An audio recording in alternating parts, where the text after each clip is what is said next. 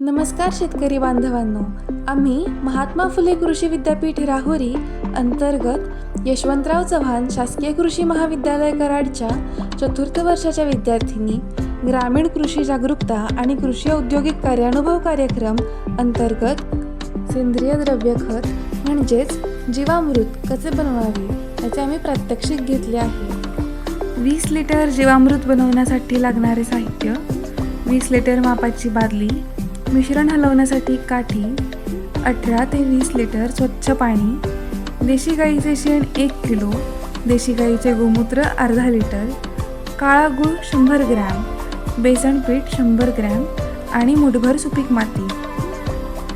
सर्वप्रथम बादलीमध्ये शेण आणि थोडंसं पाणी घालून मिश्रण तयार करून घेऊयात। ते मिश्रण व्यवस्थित हलवून घेऊयात। मिश्रणात बारीक केलेला गूळ आपण घालूयात।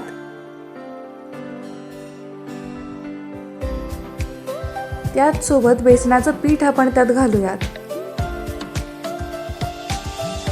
हे मिश्रण व्यवस्थित हलवून घेऊयात। त्या मिश्रणात अर्धा लिटर देशी गाईचे गोमूत्र घालूयात। त्याच सोबत विरजणासाठी सुपीक माती घालूयात। पाणी घालत घालत काठीने ते व्यवस्थित ढवळून घेऊयात, म्हणजे मिश्रण एकजीव होईल। मिश्रण तयार झाले आहे तरी बादली पोत्याने झाकून घ्यावी। पुढील 7 दिवस ती बादली सावलीमध्ये ठेवावी आणि दिवसातून 2 वेळा त्यातील मिश्रण घड्याळाच्या काट्याच्या दिशेने हलवून घ्यावे। 7 दिवसांनंतर जीवामृत वापरण्यासाठी तयार होईल। आता आपण एका एकरासाठी जीवामृताच्या डोसची मात्रा जाणून घेऊयात। माती आळवणीसाठी 200 लिटर पाण्यात 10 ते 20 लिटर जीवामृत मिसळावे। फवारणीसाठी 200 लिटर पाण्यात 5 ते 10 लिटर जीवामृत मिसळावे। तसेच ठिबक सिंचनासाठी 10 ते 15 लिटर जीवामृत पाण्यातून द्यावे। त्याचसोबत शेत पिकासाठी म्हणजेच धान्य, कडधान्य, तेलबिया यांसाठी पेरणीनंतर 10 ते 15 दिवसांमध्ये पहिला डोस द्यावा आणि नंतरचे डोस पिकाच्या गरजेनुसार द्यावेत। भाजीपाला व फळबागांसाठी 10 ते 15 दिवसांनंतर पिकांच्या गरजेनुसार जीवामृताची मात्रा द्यावी। सर्वोत्तम परिणाम मिळवण्यासाठी काही सूचना: जीवामृत तयार झाले की ते 4 ते 5 दिवसांच्या आत वापरावे। तसेच शेतातील माती ओलसर असावी याची काळजी घ्यावी। सामान्यतः लहान पिकांसाठी जीवामृत 1:20 या प्रमाणात द्यावेत। तसेच पिकांची वाढ होत गेल्यानंतर आणि पिके थोडी मोठी झाल्यावर 1:10 या प्रमाणात जीवामृत द्यावे।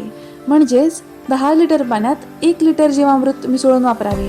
या प्रमाणात जीवामृत दिल्यास पिकांना आवश्यक पोषक तत्वे योग्य प्रमाणात मिळतात आणि पिकांची वाढ चांगल्या प्रकारे होते। आता आपण जीवामृताबद्दल थोडक्यात जाणून घेऊयात। जीवामृत हे मातीसाठी नैसर्गिक टॉनिक आहे। यामुळे मातीतील उपयुक्त सूक्ष्मजीव वाढतात, जमिनीची सुपीकता सुधारते आणि पिकांची वाढ जोमदार होते। रासायनिक खतांची गरज कमी होते, माती भुसभुशीत राहते आणि पाणी धरून ठेवण्याची क्षमता वाढते। तसेच पिकांची रोगप्रतिकारक शक्ती वाढून उत्पादनाची गुणवत्ता सुधारते। कमी खर्चात पर्यावरणपूरक आणि शाश्वत शेतीसाठी जीवामृताचा वापर नक्की करा। आता आपण जीवामृत बनवण्याची पद्धत, त्याचे फायदे, योग्य डोसेस हे पाहिले। योग्य वापर केल्यास जीवामृत माती सशक्त करते आणि पिकांची वाढ चांगली होते। नैसर्गिक शेतीचा अवलंब करूया आणि आपल्या शेतीला नवी दिशा देऊया। धन्यवाद।